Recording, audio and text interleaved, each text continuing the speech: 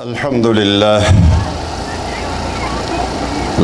لله رب العالمين والعاقبة للمتقين ولا عدوان إلا على الظالمين والصلاة والسلام على سيدنا وسيد المرسلين حبيبنا وحبيب رب العالمين محمد وآله وأصحابه أجمعين.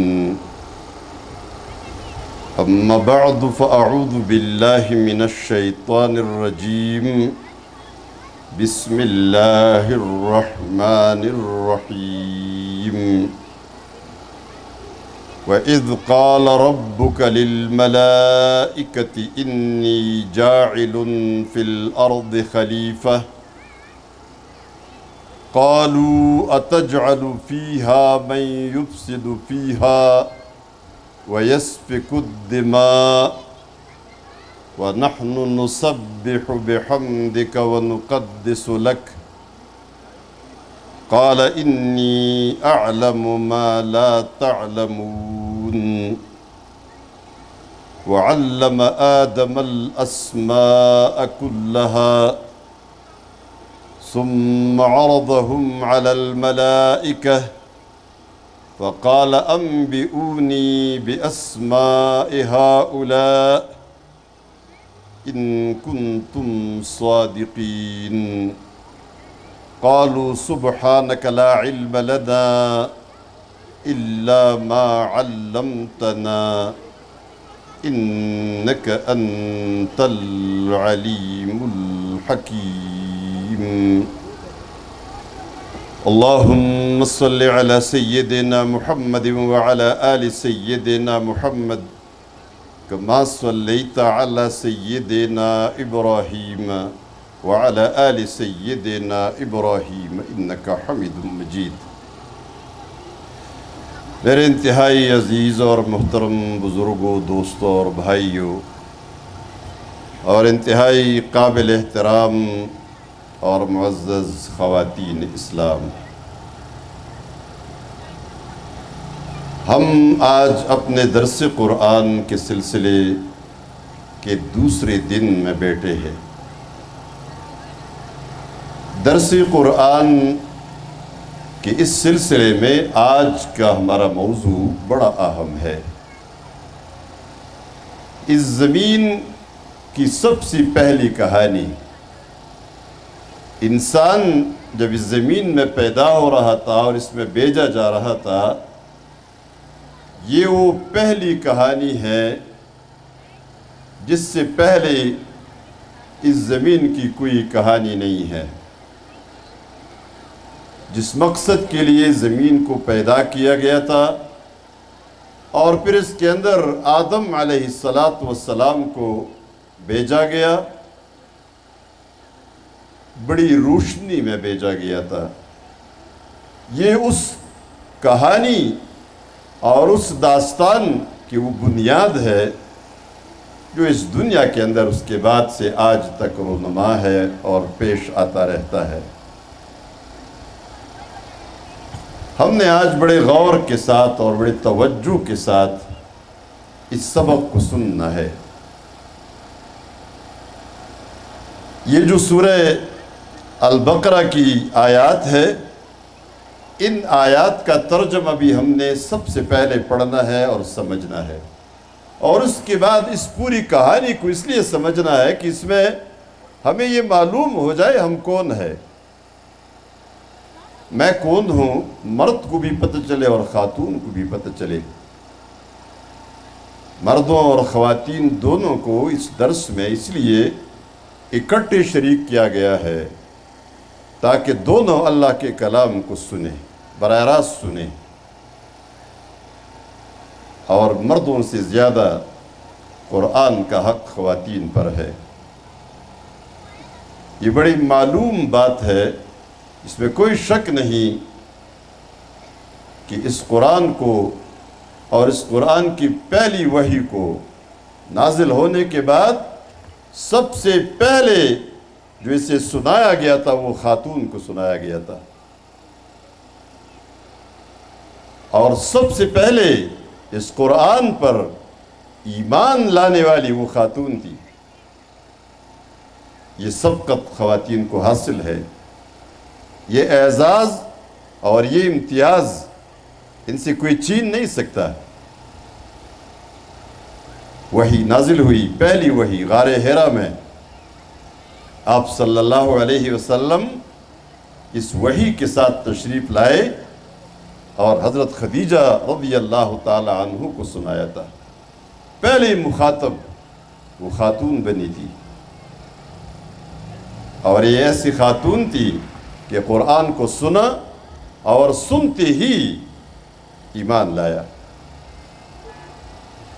یہ ایمان لائی تھی خاتون، سب سے پہلے ایمان لانے والی خاتون تھی، اور اس پریشانی میں جو اللہ کے رسول صلی اللہ علیہ وسلم کو پریشانی ہوئی تھی، خوف لاحق ہوا تھا، سب سے پہلے جس نے تسلی دی تھی، اطمینان دلایا تھا، وہ بھی خاتون تھی، حضرت خدیجہ رضی اللہ تعالیٰ عنہا تھی۔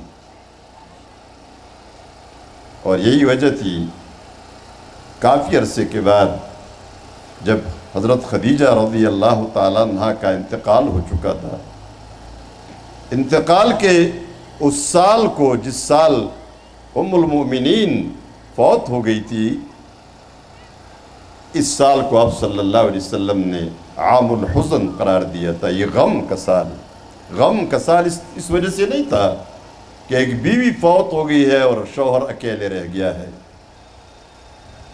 اللہ کی دین کی خدمت اور اللہ کے رسول صلی اللہ علیہ وسلم کی معیت اور آپ کا ایک بہترین سپورٹر، بہترین مددگار جو اس کام میں مددگار تھی، وہ فوت ہو گئی تھی۔ جب بھی ام المومنین یاد آتی تھی، کسی بھی مجلس میں، گھر میں، باہر، خدیجہ رضی اللہ تعالیٰ عنہ کا ذکر ہوتا تھا، اور بے اختیار آپ کی آنکھوں مبارک سے آنسو جاری ہو جاتے تھے۔ ایک مرتبہ ام المومنین حضرت عائشہ صدیقہ رضی اللہ تعالیٰ عنہ بیٹی تھی، کسی وجہ سے ام المومنین کا یاد آ گیا اور آپ کی آنکھوں سے بے اختیار آنسو جاری ہو گئے، رو پڑی۔ ام المومنین عائشہ صدیقہ رضی اللہ تعالیٰ عنہ نے تسلی دینے کی کوشش فرمائی، اور وہ کوشش اس طرح فرمائی کہ فرمانے لگی، اے اللہ کے رسول، آپ کیوں اتنے پریشان ہوتے ہیں؟ وہ تو ایک بوڑھی عورت تھی، آپ کو اللہ تبارک و تعالیٰ نے اس کے بعد بہت ساری بیویاں نصیب فرمائی ہے، یعنی آپ پریشان کیوں ہوتے ہیں؟ آپ کو پریشان نہیں ہونا چاہیے۔ اس پر بھی آپ نے ناراضگی کا اظہار فرمایا اور فرمانے لگے، نہیں، مجھے خدیجہ سے اچھی بیوی نہیں ملی، اس لیے کہ وہ اس وقت مجھ پر ایمان لائی تھی جب تمام لوگوں نے میرا انکار کیا تھا، اس وقت میری تصدیق کی تھی جب سب لوگوں نے مجھے جھٹلایا تھا، اور اس وقت مجھے اطمینان دلایا تھا، مجھے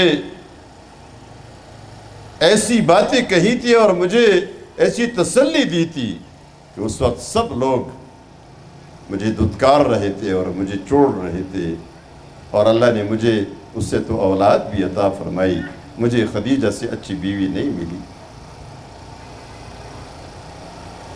اس لیے قرآن کریم سننے کا، سمجھنے کا اور اس پر عمل کرنے کا سب سے زیادہ حق خواتین پر ہے۔ یہ آپ کا ہے، آپ ہی کے لیے نازل ہوا۔ رسول اللہ صلی اللہ علیہ وسلم نے خواتین کے لیے جو اعزازات عطا فرمائے، مردوں کو حکم دیا، تم میں بہتر کون ہے؟ فرمایا خیرکم لأہلہ وانا خیرکم لأہلی، تم میں بہتر وہ ہے جو اپنے بیویوں کے لیے اچھے ہو اور بہتر ہو، اور فرمایا یاد رکھو میں تم میں سب سے زیادہ اپنی بیویوں کے لیے بہتر ہوں۔ اس لیے کہ مرد کی اچھائی اور برائی کا پتہ اس کے گھر میں چلتا ہے۔ باہر تو اگر آپ کسی کو غصہ کرتے ہیں یا کسی کو کوئی बुरी बात सुनाते हैं तो आपको शायद मुकाबले में एक की बजाय 10 बातें सुनाई जाए, आपको खौफ है, आप डरते हैं। घर के अंदर आपको कोई खौफ नहीं होता। खौफ क्यों नहीं है आपको मालूम है? इसलिए नहीं है कि आप बेखतर हैं, आपकी बीवी आपको कभी कोई नुकसान नहीं पहुंचाएगी।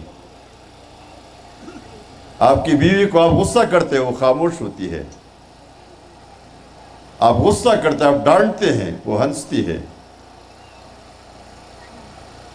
बाज़ औक़ात बाज़ मर्द अपने मर्दानगी छोड़ देता है और बीवी को मारना शुरू कर देता है। मैं इसलिए कहता हूँ मर्दानगी छोड़ता है, ये मर्दानगी के खिलाफ है। कमज़ोर को मारना मर्द की निशानी नहीं है, ये बुज़दिलों का काम होता है। तो ये अपनी मर्दानगी छोड़ देता है, बीवी को मारना शुरू कर देता है, बीवी नहीं मारती।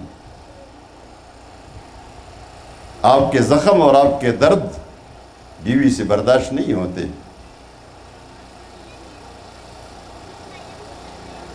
तो ये जो शौहर और बीवी का ताल्लुक़ है, फरमाया जो बीवियों के लिए अच्छा होगा वही अच्छा मर्द है, और जो बीवियों के लिए अच्छा नहीं है वो अच्छा मर्द नहीं है। कुरान सुनना और कुरान के खुसूसन आज का सबक, ये तमाम ख़वातीन इसको गौर से सुने, मर्द भी गौर से सुने। सबसे पहले ये जो किस्सा है, ये जो कहानी है, ये महज कहानी नहीं है।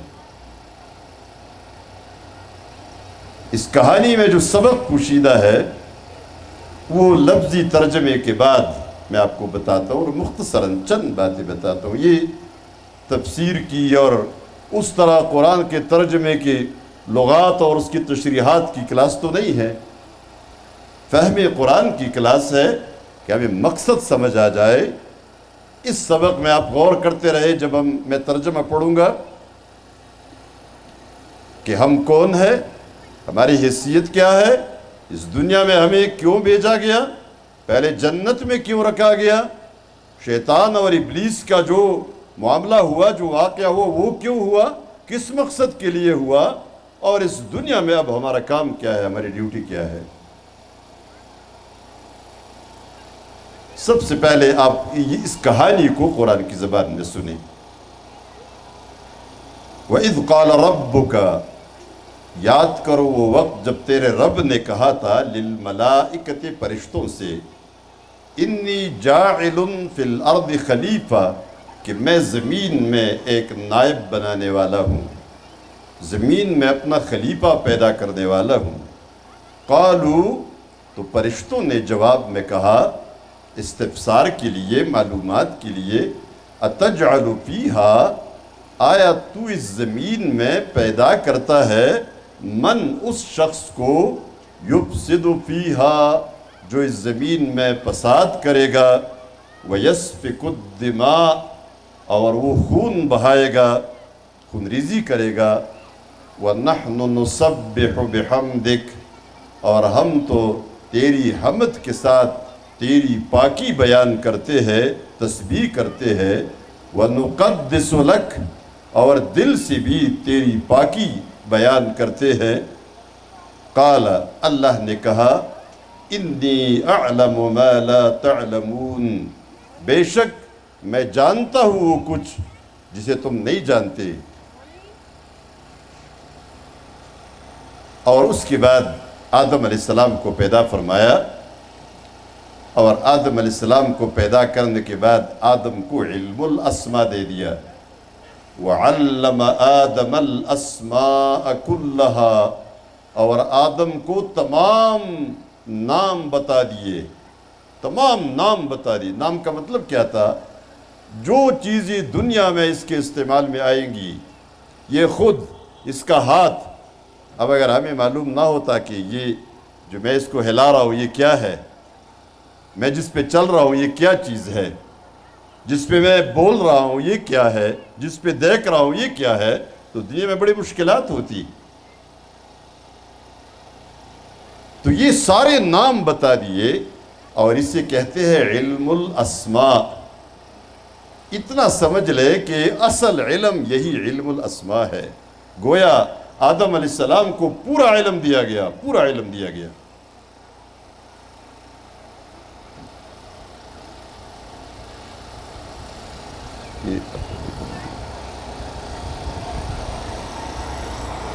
یہ مرد ادھر کیا کر رہے ہیں خواتین کی جگہ میں پیچھے؟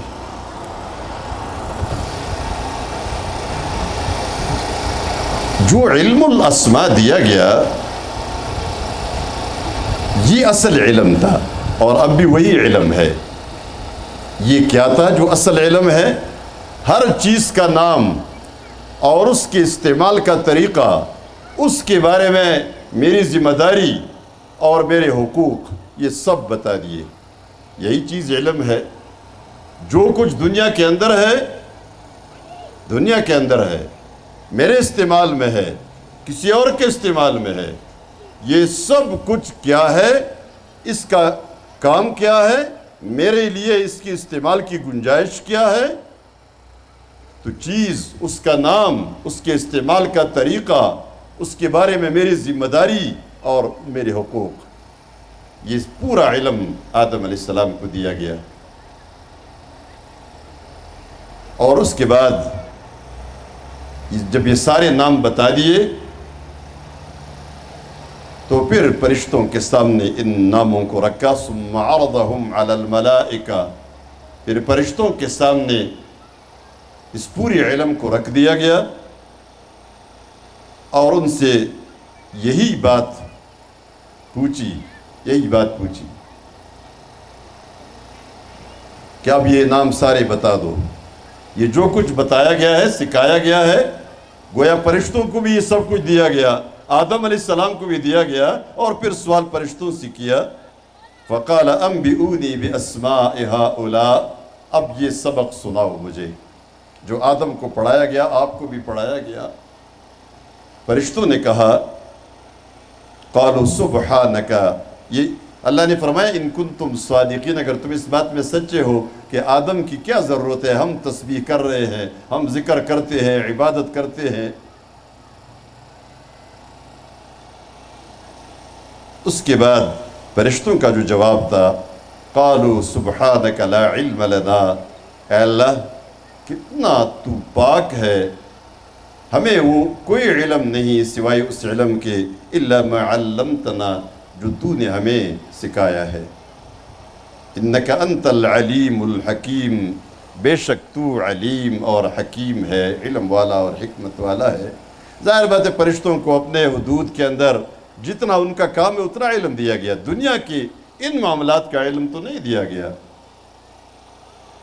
قال، اللہ نے فرمایا یا آدم، اے آدم، انبئہم باسمائہم، تو ان کو اب خبر دے دو، بتا دو ان چیزوں کے نام.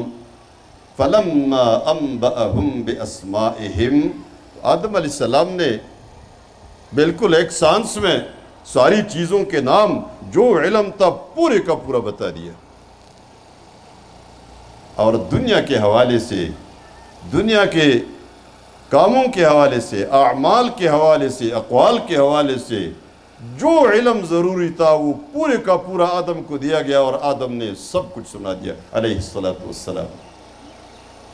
فلما انبأہم باسمائہم، تو جب آدم نے یہ تمام نام بتا دیے، قال الم اقل لکم انی اعلم ما لا، انی اعلم غیب السماوات والارض، اللہ نے فرشتوں سے کہا کیا میں نے تمہیں نہیں بتایا تھا کہ میں جانتا ہوں ان چیزوں کو جو زمین اور آسمانوں میں چھپی ہوئی ہے. وَأَعْلَمُ مَا تُبْدُونَ وَمَا تَكْتُمُونَ وَمَا كُنْتُمْ تَكْتُمُونَ، اور میں جانتا ہوں جو کچھ تم ظاہر کرتے ہو اور جو کچھ تم چھپاتے تھے. اب ظاہر بات یہ سوال ہمارا نہیں ہے، ہمارے حدود کار میں، جورسڈکشن میں نہیں آتا. ظاہر جو انہوں نے کیا وہ تو یہی کیا کہ ہم تسبیح و تحلیل سب کچھ کر رہے ہیں، تو کہیں ایسا تو نہیں ہے کہ ہم سے کوئی قصور ہوا ہو اور اللہ نئی مخلوق کو پیدا کر رہا ہو. لیکن چھپا رہے تھے کچھ، وہ کیا چھپا رہے تھے وہ ہمیں علم نہیں ہے. بتانا ضروری ہوتا تو اللہ بتا دیتا. اس لیے اس میں اپنے علمی موشگافیہ اختیار کرنا کہ فرشتے یہ چھپا رہے تھے وہ چھپا رہے تھے، فرشتوں کے دلوں کے اندر جو بات تھی آپ کو کیسے علم ہوا؟ اللہ نے نہیں بتایا، اللہ کے رسول نے نہیں بتایا۔ آگے جو سبق ہے، آدم کو پیدا کیا اللہ نے، اور جب پیدا کیا یہ قرآن کریم نے بتایا ہے کہ ہم نے کیسے پیدا کیا۔ وَلَقَدْ خَلَقْنَا الْإِنسَانَ مِنْ سُلَالَةٍ مِّنْ طِينٍ، مٹی کے جوہر سے پیدا کیا۔ سلالہ جوہر کو کہتے ہیں۔ یہ ایک الگ موضوع جس پہ تفصیلی سائنسی بات ہے، آج کل سائنس نے جو تحقیقات کی ہے کہ سلالہ کیا چیز ہے، 1400 سال کے بعد سلالہ کے لفظ کو جاننے کی ہم کوشش کرتے ہیں، حقیقت تک بمشکل پہنچ پاتے ہیں۔ علماء نے لکھا ہے کہ یہ قرآن کا اعجاز لفظی ہے۔ یہاں اعجاز لفظی کا مطلب یہ ہے کہ قرآن کا لفظ اس بات کی گواہی دے رہی ہے، ہر لفظ، ہر کلمہ، کہ یہ اللہ کا کلام ہے، یہ پیغمبر کا اپنا کلام نہیں تھا۔ 1400 سال کے بعد سلالہ کے لفظ کو کہ خلاصہ، وہ جوہر جو مٹی سے نکالا گیا تھا، ہم تو سمجھتے ہیں کہ مٹی سے ایسا جیسے ہم چیزیں بناتے ہیں، ایسی کوئی چیز انسان جیسا مٹی سے بنایا ہوگا، پھر یہ گوشت کیسے بن گیا، اس طرح نہیں تھا۔ یہ سلالہ مٹی سے وہ خلاصہ نکالا گیا، جو لوگ کہتے ہیں وہ عرق ریزی، عرق کشیدگی کرتے ہیں، ایکسٹریکٹ ہوتی ہے چیزیں، اس طرح مٹی سے کوئی چیز ایسی ایکسٹریکٹ کی تھی، کشید کی تھی، جو انسان کا یہ مادے پر مشتمل تھی، اور آج بھی اسی مادے سے انسان پیدا ہوتا ہے، وہی کشید ہوتا ہے، جس کی کشید کا طریقہ آج آپ اور ہم کو سمجھ بھی نہیں آیا کیسے ہوتا ہے۔ اس مادے کو آپ انسانی جسم میں ڈھونڈ کر نکال نہیں سکتے، پتہ ہی نہیں ہے کہاں ہے۔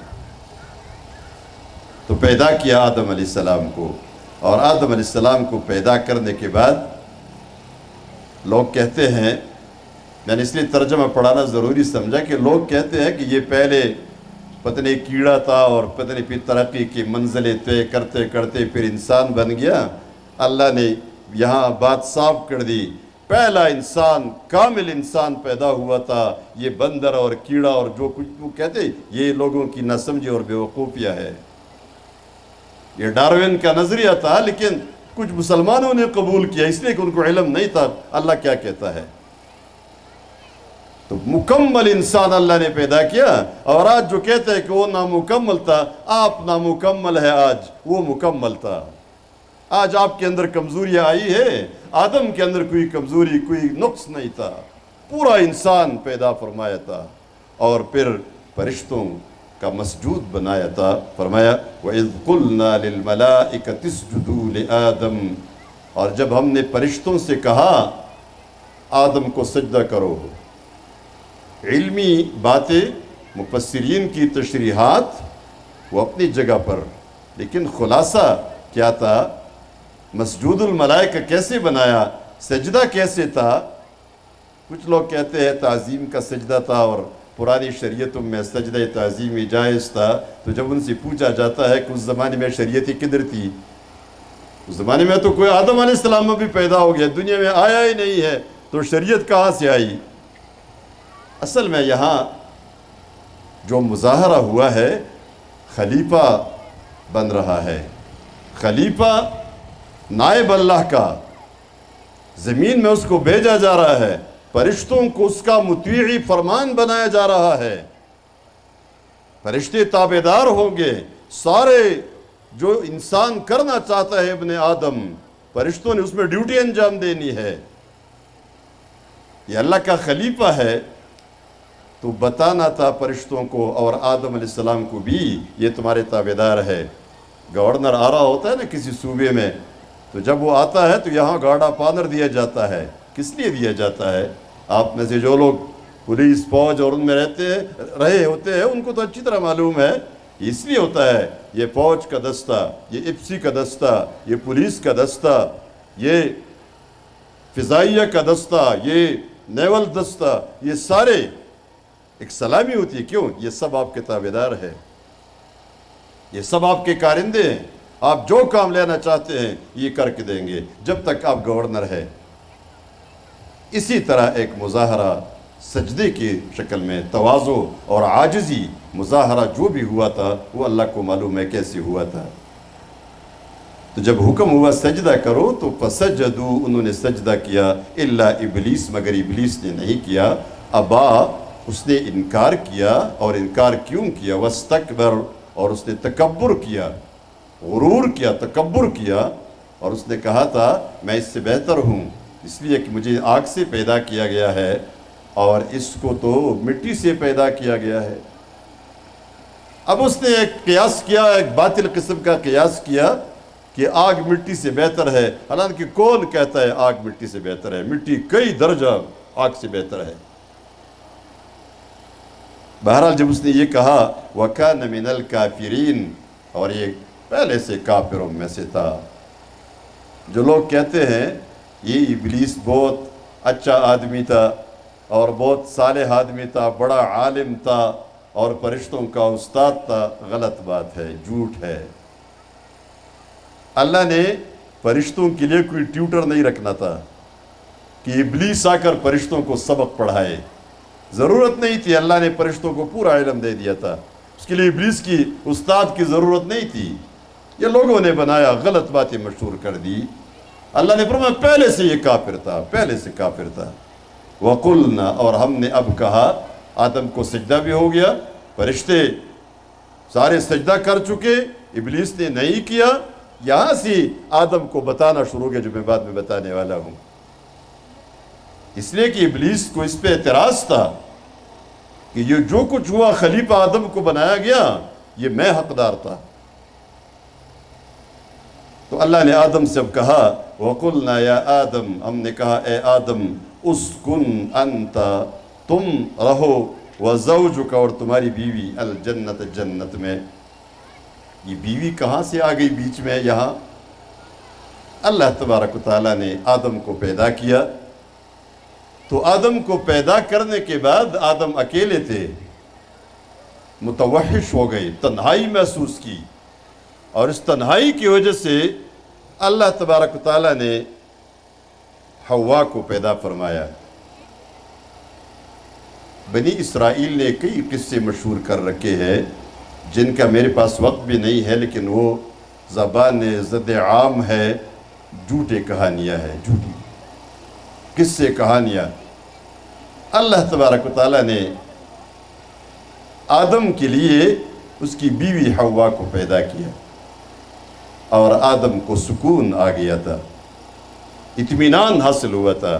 آج بھی آپ دیکھیں اللہ نے فرمایا ہم نے تمہاری بیویاں پیدا کی ہے تمہارے لیے تاکہ تم سکون حاصل کرو، سکون حاصل کرو، لیکن بیوی کے بغیر مرد نہیں ہے،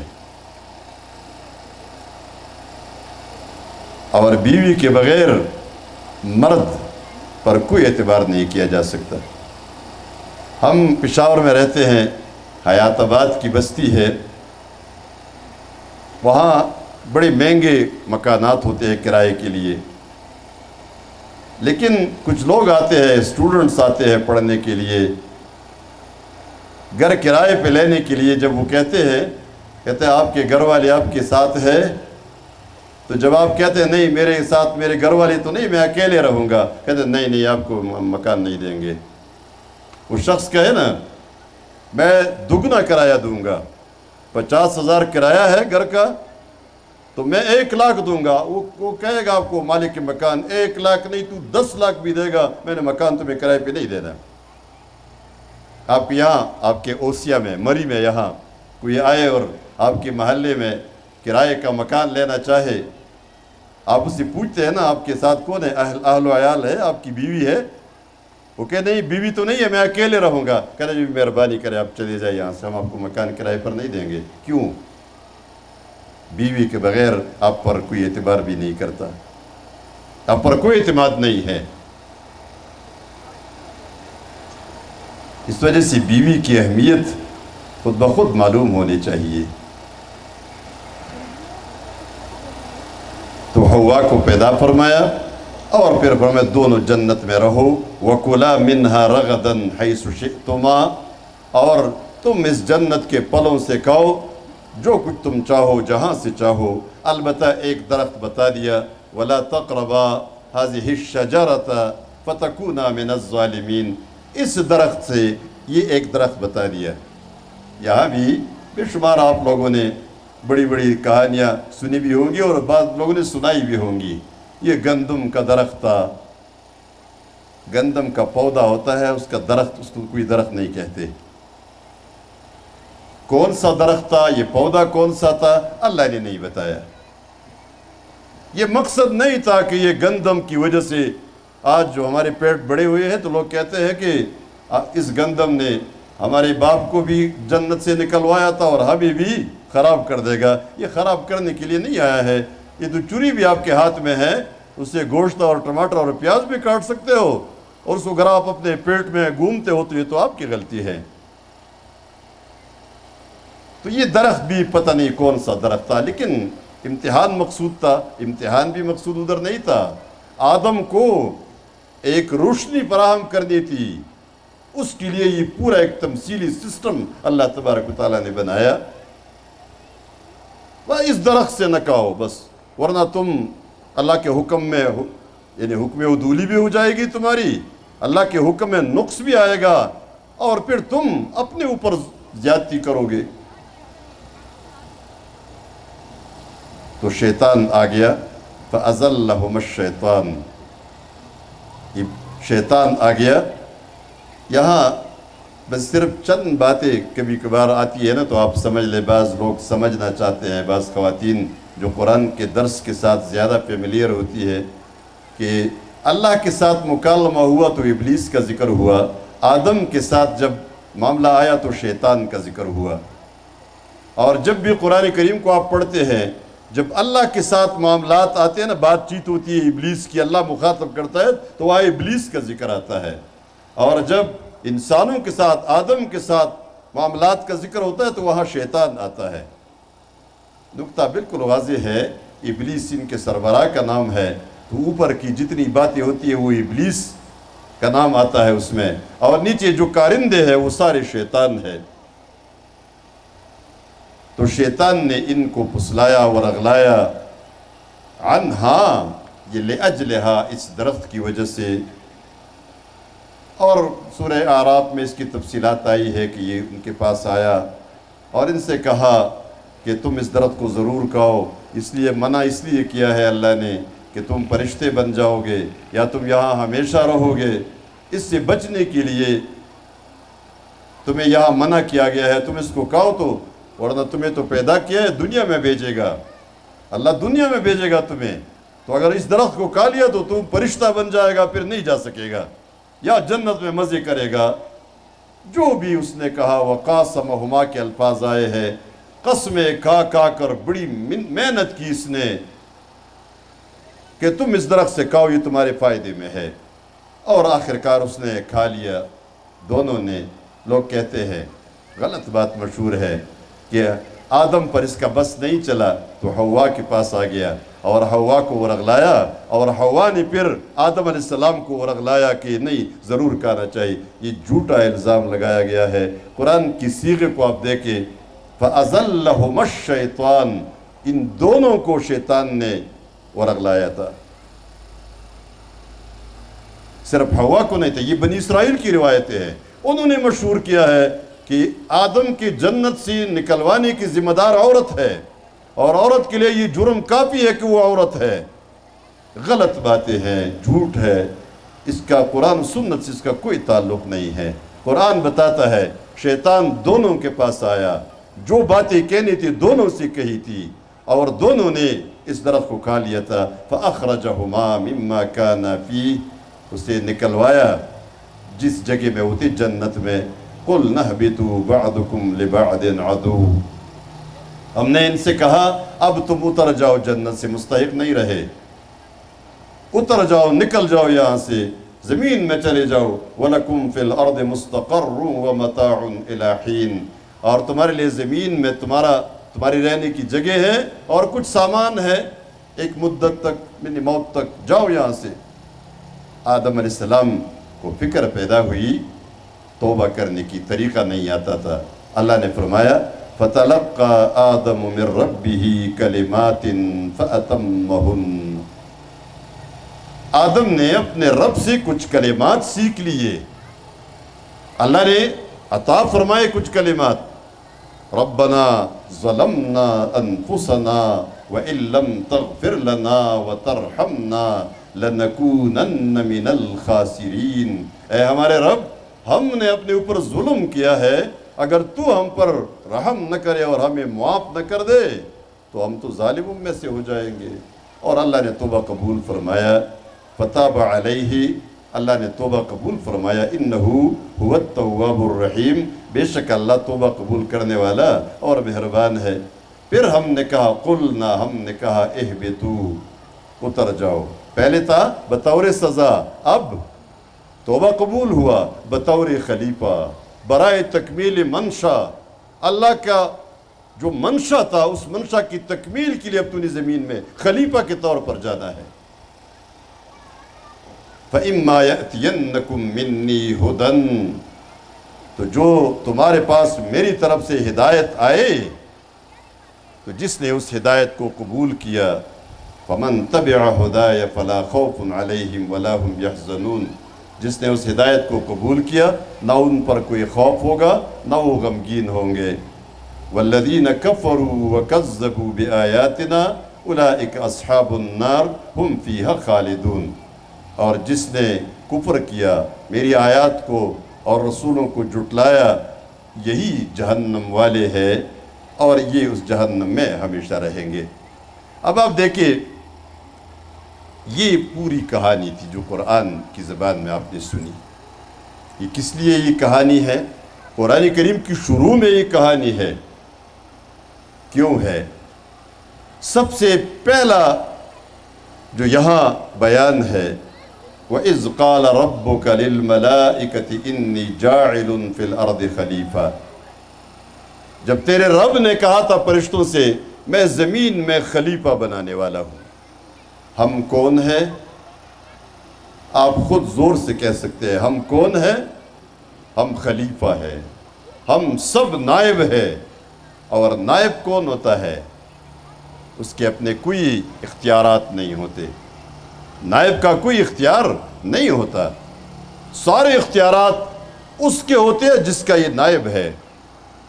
ہم بندے ہیں، ہم غلام ہیں، اور یہ آپ کو معلوم ہونا چاہیے کہ غلاموں کا جو زمانہ تھا پرانا گزرا ہے۔ میراث کے قوانین جب آتے ہیں، میراث تقسیم کرتے ہیں، تو غلام کے بارے میں یہ قانون تھا، آج کل تو غلام نہیں ہے، قانون یہ تھا کہ یہ نہ میراث لے سکتا ہے نہ اس کی میراث تقسیم ہو سکتی ہے۔ کیوں؟ میراث اس لیے نہیں لے سکتا کہ یہ جو کچھ لے گا اس کا نہیں ہے، اس کے مالک کا ہے، جو اس کو ملے گا وہ اس کے مالک کا ہوگا، اس کا اپنا کچھ نہیں ہے۔ اور تقسیم اس لیے میراث نہیں ہو سکتی کہ میراث مال اس کا ہے نہیں، تو جب اس کا کچھ ہے نہیں تقسیم کیا ہو جائے گا؟ یہی حیثیت ہماری ہے۔ آج ہم نے چند سوالات لے کر جانے ہیں یہاں سے، مردوں نے بھی خواتین نے بھی۔ کیا میں واقعی خلیفہ ہوں؟ میں اللہ کا نائب ہوں؟ میں واقعی نیابت کی ذمہ داری پوری کر رہا ہوں؟ میں پوری کر رہی ہوں؟ کیا ہم سب اپنے آپ کو نائب سمجھ رہے ہیں یا ہم نے اپنے آپ کو مختار کل سمجھا ہوا ہے؟ یہ جو نعرہ لگایا گیا، میرا جسم میری مرضی، آپ نے سنا نہ دیکھا؟ اگرچہ بعد میں پتہ چلا کہ یہ خواتین کا اپنا نعرہ نہیں تھا، یہ کرائے کے خواتین ان کو لایا گیا اور ان سے نعرہ لگوایا گیا، لیکن جنہوں نے اس کی تصدیق کی، ہاں واقعی ہماری مرضی ہے۔ آپ کی مرضی کہاں ہے؟ آپ کی مرضی ہے یہ جوانی کی عمر میں کچھ اچھل کود کر کے آپ سمجھتی ہے میری مرضی ہے، چند سال کے بعد جب بوڑھی ہو جائے گی اور آپ کا جلد آپ کی ہڈی کے ساتھ چپک جائے گا، یہ آپ اپنی مرضی سے بوڑھی ہو گئی ہے۔ مرد بھی اگر کہتا ہے میری مرضی ہے، آپ اپنی مرضی سے بوڑھے ہو رہے ہیں، سفید ریش ہو گئے ہیں۔ خواتین اپنی مرضی سے ان کے بال سفید ہو گئے ہیں۔ اگر اپنی مرضی سے بال سفید ہوتے تو جو ہیئر کلر کا کاروبار ہے سب سے زیادہ چل رہا ہے آج کل. خواتین اپنے سفید بالوں کو رنگ دیتی ہے. پتہ نہیں یہاں مردوں میں جتنے لوگ جوان نظر آ رہے ہیں حقیقی معنوں میں کتنے جوان ہیں اور کتنے نوجوان ہیں. نوجوان ایک جو نئے سرے سے اس کی جوانی آ گئی ہے. خواتین میں بھی پتہ نہیں کتنی خواتین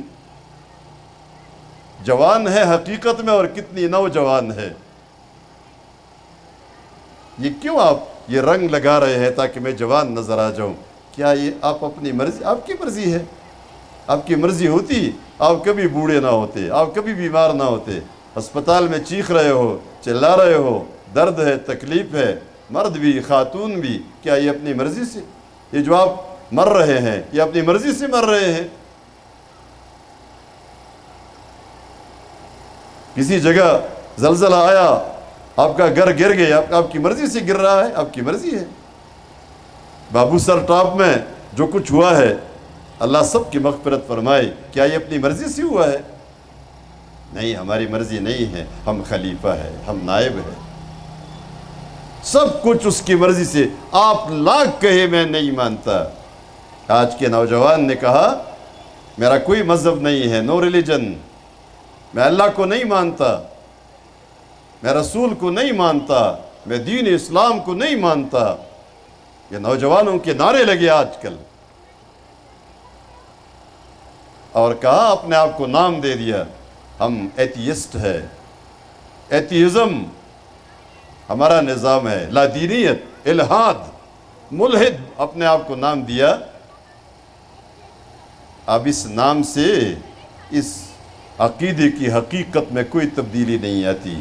الہاد آپ یاد رکھیے، ایتھیزم یہ کفر کا دوسرا نام ہے، جس میں آپ اللہ کو نہ مانے، رسول کو نہ مانے، دین اسلام کو نہ مانے، قرآن کو نہ مانے. تو کیا ہے؟ اس کو کفر کہتے ہیں. کہتے ہیں جو چیز ہمیں نظر نہیں آتی وہ نہیں ہے. مجھے ایک واقعہ یاد آتا ہے، کئی سال ہو گئے اس پہلے ہندوستان میں 8ویں کلاس کے بچے کلاس میں بیٹھے تھے اور استاد ہندو استاد پڑھا رہا تھا. تو آج کے لیے اس نے جو پیریڈ تھا اس کے لیے اس نے موضوع خاص کیا تھا کہ میں ان کو ملحد بنا دوں، ان بچوں کو اللہ کا انکاری بنا دوں کہ اللہ موجود نہیں ہے. تو اس نے سوال پوچھا اپنی کتاب کو اٹھا کے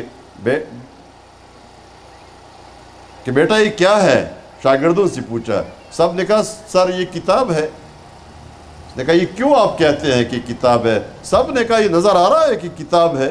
قلم نکالا، یہ کیا ہے؟ سب نے کہا یہ سر یہ قلم ہے. تو نے کہا کیوں آپ کہتے ہیں کہ قلم ہے؟ انہوں نے سب نے کہا اس لیے کہ نظر آ رہا ہے. چند باتیں پتہ جتنے وہ گراؤنڈ بنا رہا تھا، ذہن بنا رہا تھا، وہ ذہن بنا لیا. آخر میں پوچھا وہ خدا کا تصور وہ تمہیں نظر آتا ہے کہیں؟ بچوں سے پوچھا تو بچے تھے، سب نے کہا نہیں. جب نے کہا سب نے کہا نظر نہیں آتا تو پھر اس نے کہا ہوتا تو نظر آتا، ہوتا تو نظر آتا.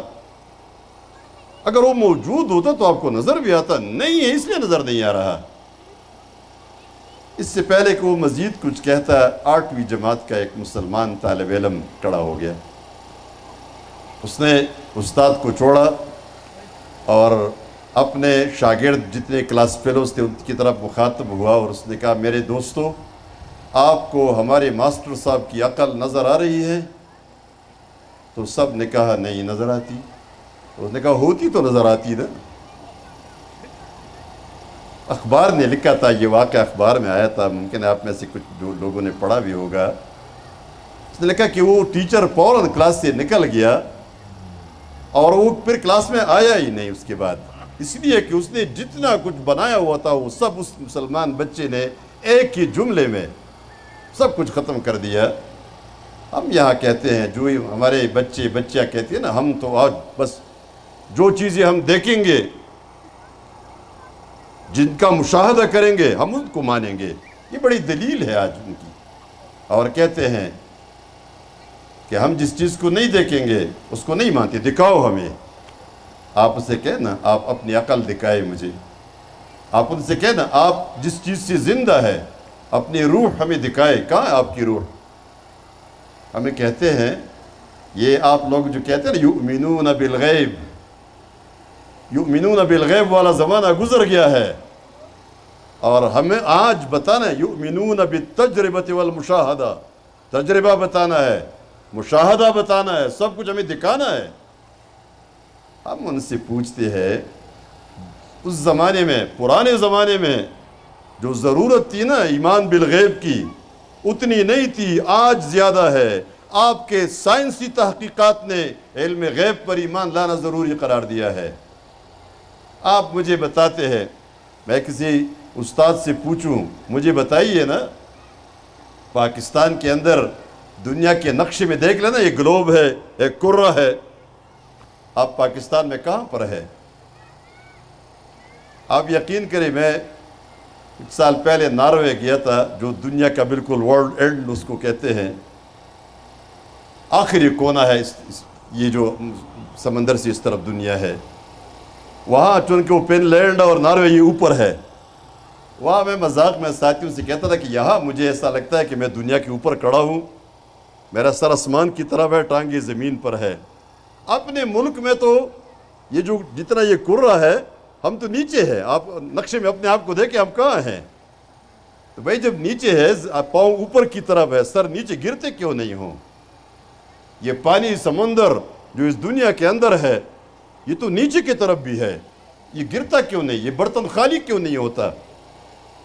تو ہمیں نیوٹن صاحب کا نام سامنے آتا ہے کہ نہیں یہ گریویٹی کا قانون ہے، نیوٹن نے جس کو مشاہدہ کے لوگ بنایا تھا، بنایا نہیں تھا، اس نے مشاہدہ کیا تھا کہ یہ ایک قانون ہے، ایک سسٹم ہے، ایک قوت ہے، سسٹم اور قانون ایک قوت ہے جس نے اس پورے سسٹم کو کنٹرول میں رکھا ہوا ہے۔ ہم کھڑے ہیں، ہم بیٹھے ہیں، اور یہ قانون اتنا، یہ قوت اتنا مضبوط ہے، آپ ایک پاؤں کو زمین سے اٹھاتے ہیں دوسرا نہیں اٹھا سکتے، ورنہ پھر گر جاتے ہیں، وہ آپ کو کھینچتی ہے۔ یہ جتنے بھی میں تشریح کروں اور کوئی سائنس کا ماہر تشریح کرے، لیکن میں ایک سوال کرتا ہوں موضوع کے حوالے سے کہ جناب آپ کتنی مہارت دکھائے، لیکن مجھے دکھائے میں اس گریویٹی کو دیکھوں، جب تک میں دیکھوں گا نہیں میں اس کو نہیں مانتا۔ اور آپ کہیں گے کہ نہیں آپ اس کو نہیں دیکھ سکتے، میں نہیں مانتا اس کو، آپ کہیں نہیں تم ناسمجھ ہو، مجھے کہو گے نا آپ ناسمجھ ہے، آپ سسٹم کو نہیں جانتے۔ یہی بات ہے کہ گریویٹی موجود ہے، میری آنکھ کی طاقت نہیں رکھتی، اتنی طاقت میری آنکھوں میں نہیں ہے کہ گریویٹی کو دیکھ سکے۔ آپ کی آنکھوں میں وہ طاقت نہیں ہے کہ اللہ کو دیکھ سکو۔ اس کا یہ مطلب نہیں ہے کہ اللہ موجود نہیں ہے۔ ابھی دیکھیں یہ آپ کے شامیانے ہل رہے ہیں، یہ کیوں؟ یہ ہوا ہے۔ میں آپ سے پوچھتا ہوں مجھے یہ دکھا دے، یہ ہوا کہاں ہے؟ میں نہیں مانتا یہ ہوا ہے۔ آپ کہتے نہیں دیکھو یہ نشانات، یہ علامات، میں کہتا علامات نہیں، مجھے ہوا دکھا دے کہاں ہے۔ نہیں دکھا سکتے آپ، ہوا کی کوئی شکل مجھے نہیں دکھا سکتے، لیکن یہ علامات ہے۔ یہ دنیا بنی ہے، یہ پوری دنیا بنی ہے، یہ آسمان بنا ہے، 7 آسمان، لیکن ایک تو نظر آ رہا ہے، تارے، سورج، چاند۔ کہتے نہیں یہ ایسے ہوا تھا، یہ ایک بگ بینگ ہوا تھا، دھماکہ ہوا تھا، اس دھماکے میں یہ دنیا بن گئی، آسمان بن گیا، اور ایک بڑا دھماکہ ہوا، زمین اور آسمان بن گئے، پھر ایک لٹل بینگ ہوا، چھوٹا دھماکہ ہوا، اس میں سورج بن گیا، پھر ایک واٹر بینگ ہوا تو پانی بن گیا، ایک اور بینگ ہوا، 6 بینگ کا جو ایک اس نے چھوڑ دیا نا، ایک شوشہ چھوڑا ہے انہوں نے۔ بالکل جو کچھ یہ کہتے ہیں قرآن بھی وہی کہتا ہے، لیکن یہ دھماکہ نہیں تھا۔ کانتا رتقن ففتقناہما، اللہ فرماتے ہیں یہ دونوں ایک مادہ تھا، ہم نے الگ کر دیا، زمین بنایا، آسمان بنایا، سورج بنایا، چاند کو بنایا۔ اگر دھماکے میں یہ الگ ہو گئے تھے تو زمین میں جو انسان کی رہنے کی گنجائش ہے، چاند میں بھی یہی گنجائش ہوتی۔ آپ جا کے چاند اپنے شٹل سے باہر نکلے، 2-4 منٹ گزارے، پھر پتہ چلے گا۔ یہاں یہ ساری چیزیں رکھ دی، وہاں اور چیزیں رکھ دی۔ آپ یہاں کسی ماربل فیکٹری میں جائے اور جو بڑا پتھر لا کے وہ رکھتے ہیں، کتنے نقشے کے ساتھ، پلاننگ کے ساتھ، منصوبہ کے ساتھ وہ آری لگائی جاتی ہے اور اس کو کاٹا جاتا ہے، اس کے پانی کی مقدار، مسالوں کی، کیمیکل کی مقدار، پتھر میں کہاں کہاں لائن لگی ہے، کہاں اس کو الگ کرنا ہے، کیسے کاٹنا ہے، اور خوبصورت ماربل سامنے آ گیا۔ اور کوئی عقل مند آ جائے کہ آپ آ جائے ادھر فیکٹری میں، ماربل کے پتھر میں بڑا دھماکہ ہوا اور یہ خوبصورت ماربل بن گئی، آپ اسے سمجھائیں گے بھائی دھماکہ نہیں تھا، بہت بڑی پلاننگ کے ساتھ یہ ماربل کا پتھر کاٹا گیا۔ وہ کہتے ہیں نہیں نہیں یہ دھماکہ تھا۔ تو آپ کہیں نا آپ کی عقل کو ہم سلام کرتے ہیں، یہ اللہ نے بنایا یہ دنیا، اور اگر آپ مانیں یا نہ مانیں یہ اللہ کی دنیا ہے، ہم خلیفہ ہے۔ آپ آنکھیں بند کریں آج، یہ سورج کو میں نہیں مانتا، تو کیا سورج غائب ہو جائے گا؟ آپ جتنے بار بھی کہے، جتنے دلائل دے، اللہ کا وجود تسلیم نہ کرے، اس سے اس کو کوئی فرق نہیں پڑتا۔ کامیاب وہ لوگ ہیں جو اپنی حیثیت کو اچھی طرح جان لے اور اپنے آپ کو خلیفہ مان لے، ہم خلیفہ ہے، ہم خلیفہ ہے۔ اب آپ دیکھیں، خلیفہ نے اس دنیا میں رہنا تھا، آدم علیہ السلام کو دنیا میں بھیجنا تھا، تو کیا بتایا؟ دیکھیں یہ جنت ہے اور یہ تمہاری جگہ ہے، یہ تمہاری جگہ ہے، تم نے ادھر ہی آنا ہے۔ اور پھر بتایا یہ جو تمہیں خلافت دی گئی ہے، تمہارا ایک دشمن ہے، وہ بھی بتایا یہ ابلیس تمہارا دشمن ہے، اس کے کارندے یہ شیطان، یہ تمہارے دشمن ہے۔ آدم کو شاید یقین نہ آتا، حوا کو شاید یقین نہ آتا، ادھر ہی بتا دیا، جنت میں بتا دیا۔ لوگ کہتے ہیں نا اگر یہ پودا نہ کھاتا آدم علیہ السلام اور حوا تو کیا ہوتا، ہم جنت میں ہوتے۔ نہیں بھائی، مقصد ہی یہ نہیں تھا، پیدا کیا گیا تھا اسی لیے کہ دنیا میں بھیجنا تھا، لیکن روشنی میں بھیجنا تھا۔ فرمایا یہ تمہارا دشمن ہے، ابلیس تمہارا دشمن ہے، اس کے سارے کارندے تمہارے دشمن ہے، تمہیں اس جنت سے محروم کریں گے۔ لیکن محروم کرنے کے لیے طریقہ کیا ہے، طریقہ واردات کیا ہے، وہ بھی بتا دیا۔ قرآن کریم نے پوری تفصیل بعد میں بتائی ہے کہ جب ان سے کہا تم اس درخت سے کھاؤ، درخت کا پل کھایا، ہوا کیا؟ کپڑے اتر گئے۔ آدم اور حوا دونوں جنت میں بے حجاب ہو گئے۔ اور فطرت کیا تھی؟ فطرت حیا کی تھی، پردے کی تھی۔ اور جو ہی کپڑے اتر گئے، فوراً آدم و حوا دونوں لگ گئے جنت کے درختوں کے پتے توڑ توڑ کے اپنے عورتوں کے اوپر چپکا رہے تھے۔ فطرت ہماری حیا کی ہے، حیا کی ہے۔ شیطان کا طریقہ واردات کیا ہے؟ آپ کے جسم سے یہ کپڑے اتارنا، آپ کو ننگا کرنا، بے حجاب کرنا، یہ اس کا طریقہ ہے، یہ اس کا کامیاب اور کارگر اسلحہ ہے۔ یہ تمہارا دشمن ہے، جنت سے نکلوائے گا۔ کس طریقے پہ؟ بے حیائی کے راستے، بے حیائی کے راستے۔ حیا کو اپناؤ، شیطان کی سازشوں میں نہ آؤ، اس لیے کہ تمہارے ماں باپ دونوں کو، آدم و حوا کو جنت سے نکلوایا تھا اسی ذریعے سے۔ اسی لیے اللہ نے فرمایا یا بنی آدم لا یفتننکم الشیطان کما اخرج ابویکم من الجنہ ینزع عنہما لباسہما لیریہما من سوآتہما۔ اے آدم کے بچوں، آج ہمیں خطاب ہے اللہ کا، آدم کے بچوں بیدار رہو، چوکنے رہو، شیطان تمہیں دھوکے میں نہ ڈالے، جیسے اس نے تمہارے ماں باپ کو جنت سے نکلوایا تھا۔ کیوں نکلوایا تھا؟ ان کے کپڑے اتروائے تھے۔ شیطان کا نسخہ کیا ہے؟ آپ کے اور آپ سب کے کپڑے اتروائے گا، بے حیائی پھیلائے گا، عریانی لائے گا، اور اسی کی وجہ سے تم جنت سے محروم ہو جاؤ گے۔ جنتی عورتوں کے بارے میں قرآن کریم نے جو ذکر فرمایا جنت میں جو عورتیں رہیں گی جنت کی حور، جنت میں جانے والی عورتیں، خواتین، اللہ ہمارے تمام خواتین کو جنت میں لے جائے اور ہم سب مردوں کو بھی جنت میں لے جائے اور ہمیں دوزخ کی آگ سے بچائے۔ تو جنت کی عورتیں، فرمایا فیہن قاصرات الطرف، جنت کی خواتین، جنت کی حوریں اور جنتی عورتیں نیچی دیکھ رہی ہوں گی، قاصرات الطرف، شرمیلی نگاہوں والیاں ہوں گی۔ اور فرمایا حور مقصورات فی الخیام، جنت کی حوریں جنت کے اندر خیموں میں رہیں گی، خیموں میں رہیں گی۔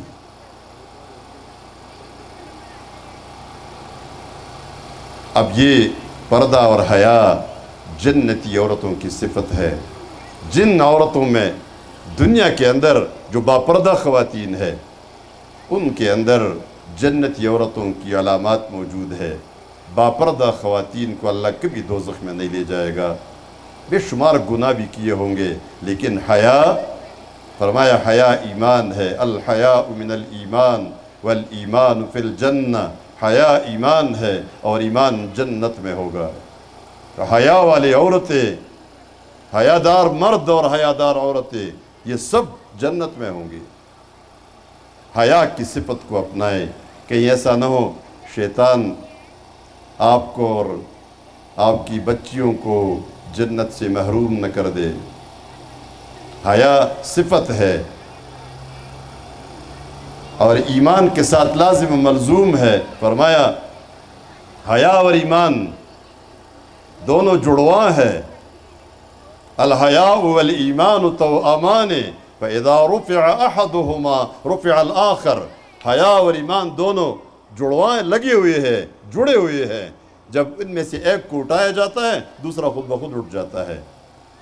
آپ یقین کریں ہم جہاں بھی جاتے ہیں خواتین شریک ہوتی ہے ہماری کلاس میں، لیکن نظر آتا ہے کچھ کمزوریاں موجود ہے۔ آپ یقین کریں ہم، میرے ساتھ میرے ڈرائیور، میرے ساتھی جو ہم یہاں آئے ہیں، آپس میں گاڑی میں سب نے تبصرہ کیا کل کہ یہاں اوسیا کے اس علاقے کی خواتین تو بہت زیادہ باپردہ ہے، گویا شیطان کی یہ چالیں آپ کے خلاف کامیاب نہیں ہوئی ہے۔ اسی طرح اپنے اس پردے کو اور اس حیا کو جاری رکھے۔ یہ وہ فیکٹر ہے اور یہ وہ حقیقت ہے جو قرآن نے بار بار بیان کیا ہے۔ خواتین حیا کو اپنائیں، حیا کا لباس، اور حیا صرف یہ لباس نہیں ہے، بعض دفعہ ایسا بھی ہوتا ہے پردے کے اندر خاتون بے حیا ہوتی ہے، مرد حیاداری کا مظاہرہ کرتے کرتے لیکن وہ بے حیا ہوتا ہے۔ حیا اصل میں دل کے اندر ہے، وہ مردوں کے لیے بھی ہے، وہ عورتوں کے لیے بھی ہے۔ حیادار مرد اور حیادار عورت اللہ کو پسند ہے۔ ایک مرتبہ نبی کریم صلی اللہ علیہ وسلم آ رہے تھے، ایک شخص بیٹھا ہوا تھا اپنے چوٹے کو، کبھی کبھار ہوتا ہے نا عورتوں میں حیا کا فیکٹر بہت غالب آ جاتا ہے، اپنے محرم سے، اپنے بھائی سے، اپنے باپ کے سامنے بھی بات نہیں کرتی۔ میری بانجی تھی، ابھی بڑی ہو گئی ہے، اس وقت چھوٹی تھی، مدرسے میں پڑھ رہی تھی، تو وہ میرے سامنے کبھی اوپر اس نے نہیں دیکھا۔ تو ایک دفعہ میں کچھ ضروری بات کہہ رہا تھا اور وہ جواب اس طرح نہیں دے رہی تھی، تو میں نے تپڑ مارا تھا، پیار سے مارا، لیکن میں نے کہا تم میری بانجی ہو تو میرے ساتھ بات نہیں کرتی۔ قرآن و سنت کا جو نظام ہے نا، یہ مدارس، دینی مدارس، یہ ہماری بچیوں کو باحیا بناتی ہے۔ اس آپ کے اسکول اور کالجوں میں آپ جائزہ لے لینا، ایک نظام ہماری بچیوں کو پردہ پہناتا ہے، کپڑے پہناتا ہے، باپردہ بناتا ہے، دوسرا نظام کپڑے اترواتا ہے۔ اب کون سا نظام بہتر ہے؟ لوگ جب کہتے ہیں فلان جگہ میری بڑی بے عزتی ہوئی تو کہتے ہیں میرے کپڑے اتر گئے، فلان نے اتنی میرے کپڑے اتروائے۔ جو کپڑے اتروائے، جو نظام میری بچی سے، میری بہن سے، ظاہر بات ہے وہاں فرق ہے، وہاں نقص ہے، اس کو دور ہونا چاہیے۔ تو وہ نصیحت کر رہا تھا اپنے چھوٹے کو جو زیادہ باحیا تھا، حیادار تھا، تو اس نے کہا دیکھو اتنا نہیں، اتنی حیا کی ضرورت نہیں ہے، اتنی حیا کی ضرورت، نصیحت کر رہا تھا۔ رسول اللہ صلی اللہ علیہ وسلم نے سنا، اس شخص کو منع کیا، انہوں نے کہا دعہو فإن الحیاء من الایمان، کہنا چھوڑو، اسی طرح ٹھیک ہے، اسی طرح ٹھیک ہے، حیا ایمان ہے، ایمان میں جتنا اضافہ ہوگا وہ اچھا ہے، زیادہ حیا، جتنے بھی حیاداری ہے، حیاداری جنت میں لے جانے والی ہے، بے حیائی دوزخ میں لے جانے والی چیز ہے۔ پتہ چلا، معلوم ہوا، کیا معلوم ہوا؟ ہم اس دنیا میں دیکھیں سبق لے جائے، ہم اس دنیا میں اللہ کے خلیفہ ہے، ہم نائب ہے، ہمارا اپنا کوئی اختیار نہیں ہے، جو حکم اللہ کے رسول لے کر آئے ہمارے لیے ہم نے اسی کو فالو کرنا ہے۔ اور شیطان ہمارا دشمن ہے، ہماری جگہ جنت ہے، جنت کے بارے میں فرمایا اعدت للمتقین، مومنوں کے لیے، متقین کے لیے تو اللہ نے جنت بنائی ہے۔ مومنوں، دوزخ تمہارے لیے نہیں بنائی گئی، تمہارے لیے جنت بنائی گئی ہے۔ کہیں شیطان کی باتوں میں آ کر، دھوکے میں آ کر کہیں دوزخ میں نہ چلے جاؤ، وہی شیطان تم پر ہنسے گا اور وہی تمہیں کہے گا کیسے تم کیسے خلیفہ تھا۔ آج قرآن کریم نے ایک بات بتائی ہے، وہ بات یہ ہے کہ ہم نے آدم کو خلیفہ بنایا، ابن آدم کو خلیفہ بنایا تھا، زمین کی خلافت عطا کی تھی، اپنی نیابت عطا کی تھی، تو اس نے، شیطان نے جو کچھ کہا تھا نا، ابلیس نے، کہ یہ اس کا حقدار نہیں ہے، وَلَقَدْ صَدَّقَ عَلَيْهِمْ إِبْلِيسُ ظَنَّهُ، ابلیس نے اپنا گمان سچا کر دیا ان کے خلاف۔ ابلیس نے کہا تھا خلافت کا حقدار یہ نہیں ہے، میں ہوں، تو ہم نے ابلیس کے مقابلے میں کھڑا ہونا تھا، ہم ابلیس کی حمایت میں کھڑے ہو گئے، اور اس کا مطلب کیا تھا کہ ہم خود کہہ رہے ہم خلافت کے حقدار نہیں ہیں، ہم خلیفہ ہے، ماننا پڑے گا۔ اور آخرت آ رہی ہے، کچھ فاصلے پر ہے، وہاں پتہ چلے گا خلافت کا حق جس نے ادا کیا تھا وہ کامیاب تھا یا جس نے ادا نہیں کیا تھا۔ مرد اور عورتیں دونوں اس بات پہ غور کرے کہ ہم نے خلافت کی ذمہ داری کیا پوری کی ہے، تو ہم نے نہیں پوری کی ہے۔ ہم شیطان کے ورغلانے میں آ گئے ہیں، اور ہم شیطان کے بہکاوے میں آ گئے، ہم بے حیائی کو اختیار کر چکے، ہمارا پورا معاشرہ بے حیائی کی طرف جا رہا ہے، بدکاری اور بد اخلاقی کی طرف ایک منظم سازش کی تحت لے جایا جا رہا ہے۔ تو یہ ہمارا دشمن ہے، اس سے اپنے آپ کو بچانا ہے۔ دوسرا کام یہ، شیطان کی سازشوں سے اپنے آپ کو بچانا ہے، اور اس سازشوں میں بڑی سازش کیا ہے؟ بے حیائی، اپنے آپ کو، اپنے بچوں کو، اپنی بچیوں کو، خواتین کو، مردوں کو بے حیائی سے بچانا ہے۔ بے حیائی یہ شیطان کی سازش ہے۔ ایسا نہ ہو، میں اپنی بچیوں سے اکثر کہتا ہوں، ایسا نہ ہو کہ آپ کی تعلیم، آپ کی مہارتیں، آپ ڈاکٹر بن جاتی ہے۔ ہمارے معاشرے میں ایک تضاد ہے، کنٹراڈکشن ہے، اور وہ یہ ہے کہ جب میری بیوی بیمار ہو جاتی ہے تو میں عورت ڈاکٹر کو دیکھتا ہوں، خاتون ڈاکٹر کو دیکھتا ہوں، اسی کے پاس لے جانا چاہتا ہوں، اور میں نہیں مرد ڈاکٹر کے پاس نہیں لے جانا بیوی کو۔ لیکن جب کہا جاتا ہے نا کہ اب میڈیکل کی تعلیم بھی عورت حاصل کر ڈاکٹر بن جائے، نہیں یہ نہیں ہونا چاہیے۔ اب یہ تضاد ہے، انتظام ہونا چاہیے، عورتوں کے لیے الگ ماحول ہونا چاہیے، وہ سارے پردہ اور حیا کے تقاضے پورے ہونے چاہیے، لیکن اس نے استانی بھی بننا ہے، اس نے ڈاکٹر بھی بننا ہے، معاشرے کی ضرورت اس نے پوری کرنی ہے، لیکن حیا کے تقاضوں کے ساتھ، بے حیائی کے ساتھ نہیں۔ کہیں ایسا نہ ہو آپ کی تعلیم آپ کو جنت سے محروم نہ کر دے، آپ کی مہارتیں کہ جتنی ماہر ہو گئی ہے، بہت ساری ڈاکٹر آپ نے دیکھی ہوں گی باپردہ ہوتی ہیں، ان کی ڈاکٹری پہ کوئی فرق نہیں پڑتا، بڑے اچھی اور قابل ڈاکٹر ہے وہ۔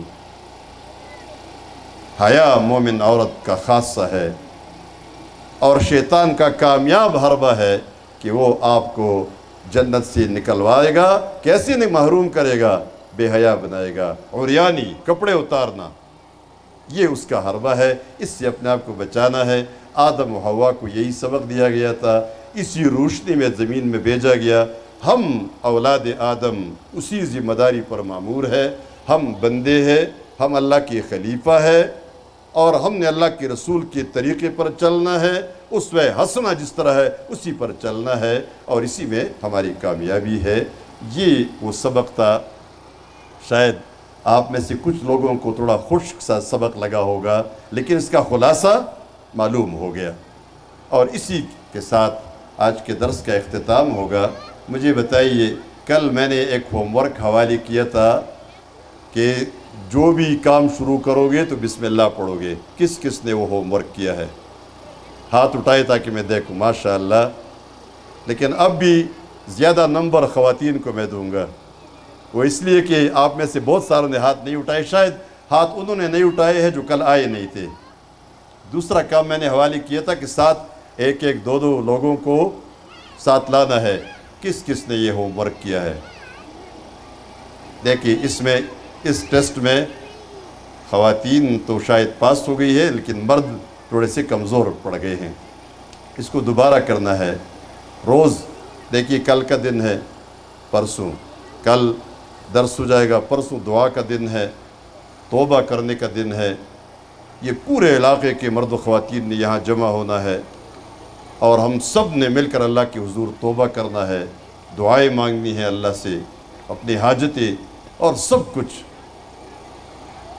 تو ان 2 دنوں میں مزید اپنا یہ کام کرے۔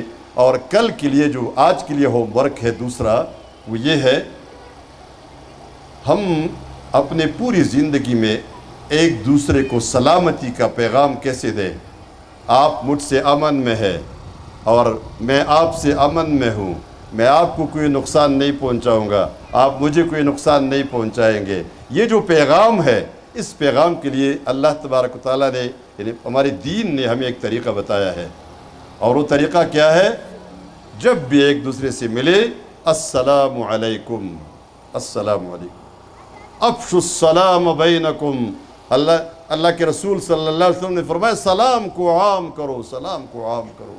نبی کریم صلی اللہ علیہ وسلم نے ایک مرتبہ فرمایا، ان فی الجنت غرفا یرا ظاہرها من باطنها وباطنها من ظاہرها۔ جنت میں کچھ بالا خانے ایسے بنے ہوئے ہیں جن کا باہر اندر سے نظر آ رہا ہوگا اور اندر باہر سے نظر آ رہا ہوگا، اتنے شفاف ہوں گے۔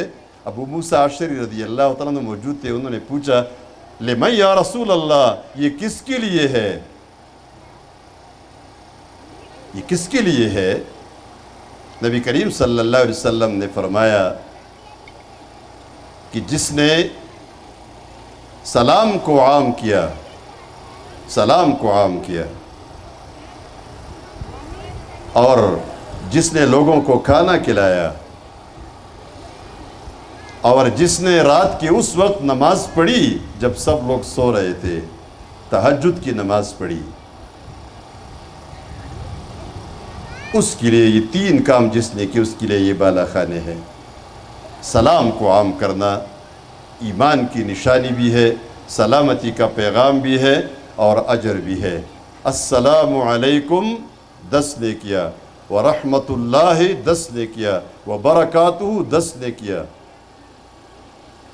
30 نے کیا السلام علیکم ورحمت اللہ وبرکاتہ کی ہے۔ سلام کو عام کرنا کیسے ہے؟ جب بھی آپ سب سے پہلے آج گھر میں جائے تو سلام کریں۔ لوگ کہتے ہیں نا، بیوی کو میں سلام نہیں کروں گا، بیوی مجھے سلام کرے گی۔ ہمارے ہاں جب شادی ہو جاتی ہے تو بیوی کو سمجھایا جاتا ہے، پتہ نہیں یہاں کس طرح ہے، یہاں بھی اسی طرح ہوگا، بیوی، شوہر آئے گا پہلی رات ملاقات کے وقت تو بیوی نے سلام کرنا ہے، جس بیوی نے سلام نہیں کیا تو بڑے وہ معاملہ خراب ہو گیا۔ بھئی یہ طریقہ نہیں ہے، گھر میں ہم آتے ہیں، بیوی بیٹھی ہوئی ہے تو آپ سلام کریں، یہ عبادت ہے۔ کہتے نہیں، میں بیوی کو سلام کروں گا، بیوی مجھے سلام کرے گی۔ بھئی تم اپنے پروٹوکول کے لیے کچھ اور مقرر کرو، لیکن جہاں تک سلام کا تعلق ہے یہ تو عبادت ہے۔ آپ صلی اللہ علیہ وسلم سے زیادہ کوئی اہم نہیں ہے، آپ تشریف لاتے تھے اور اپنی بیویوں کو، جب ایک بیوی بیٹی 2 سلام کرتے تھے، اس لیے کہ یہ عبادت ہے۔ بیوی نے وعلیکم السلام کہنا ہے۔ آپ اپنے بچوں کو بھی سلام کریں، ہمیں تو سکھایا جاتا ہے بچوں کو، بچے ابو کو سلام کرے، نہیں، ابو آئے تو بچوں کو سلام کرے السلام علیکم، اور بچے وعلیکم السلام کا جواب دے دے۔ اب جب وہ سلام آپ نے کیا تو آنے والے پر تو سلام لازم تھا، تو آنے والا تو خاموش ہی رہے گا، اس لیے کہ یہ عبادت ہے اور اس کا اپنا طریقہ ہے۔ ہمارے ایک دوست تھے، وہ درس کے بعد جس طرح درس ہوا میں نے یہ ہوم ورک دے دیا، وہ میرے پاس آیا اور اس نے کہا جب میں گھر میں چلا جاتا ہوں، اندر داخل ہوتا ہوں اور میری ماں بھی بیٹی ہوتی ہے تو پھر میں سلام کرتا ہوں، لیکن جب میری بیوی اکیلی ہوتی ہے بڑا مشکل لگتا ہے، بڑا مشکل لگتا ہے۔ میں نے کہا کیوں مشکل لگتا ہے؟